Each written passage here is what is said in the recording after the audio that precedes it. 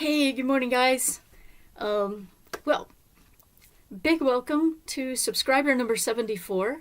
Thank you so much. Don't know what your name is, so I can't put you in my guest book. But anyways, thank you so very much for subscribing. And also, I've got 3,400 views now on my videos. Hey, thanks, guys. Let's see, what else? Oh, and today I go back to the surgeon to get the stitches taken out. Finally, I can get back on my exercise plan again.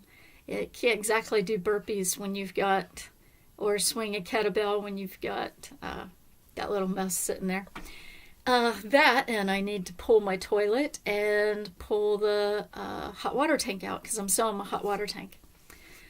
Yeah, sounds crazy, but if you go back to previous videos, you will know that all my lines freeze and bust every year no matter what you do to them, and it's just not worth it anymore. So I've got a whole new system rigged up in the cabin or cottage to make life much more bearable. It's nice, I'll tell you. My new system beats replacing pipes year after year after year after year and having water all over your kitchen or all over the bathroom, all over my craft room because it would find its way into there. I would much rather have my new system than the old any day.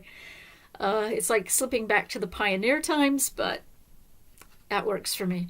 Anyways, I want to show you guys what I got, how far I got on that yesterday.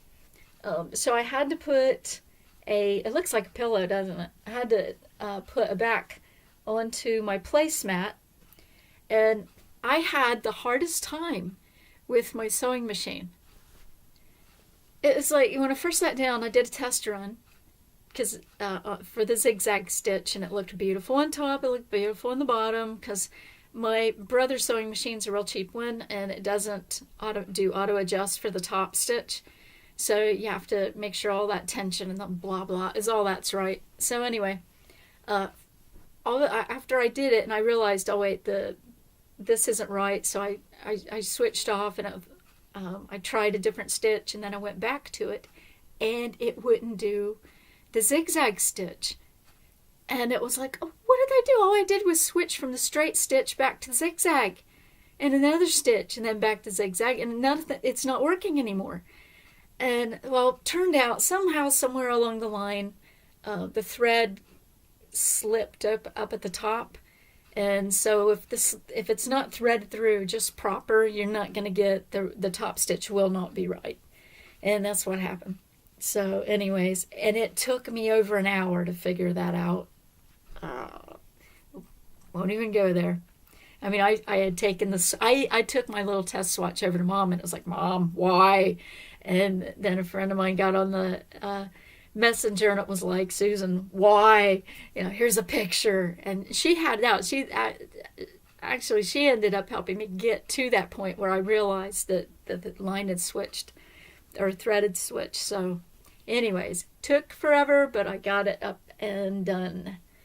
And then what I didn't like was the fact that you were supposed to leave 6 extra inches so that you could pull the whole thing back in so it would be right side out. And it just looks like crap. It really does. I didn't like it. But on the bright side, I won't have to look at it much longer because got a big hunkerdunk of I-cord here. Wait. I got this far on my I-cord. And so that is going to wrap around here like on top. So that'll cover up any, atrocities that I don't want to look at. But anyway, so that's a little bit too far. There we go. So that'll go around through there and look really neat. But something I found, by the way, I'm not a real I-cord fan because to me and maybe it's because of using cotton yarn, but it's just not my favorite thing to make. As you can see here, see that? That's where split the yarn there, split the yarn there, and there was another place right through here that the yarn, a strand of the yarn just simply broke. If anyone knows how to avoid those things, I'd love to know. And I've had to rip it out and rip it out and rip it out. Yeah, still sore throat. A number of times. And go back because of stitches like this that I tried to clean up. And finally it was like, you know what? It's a flippin' placemat. Stop trying to be a perfectionist. And you're not going to see the side anyways because that's the back. Stop worrying about it.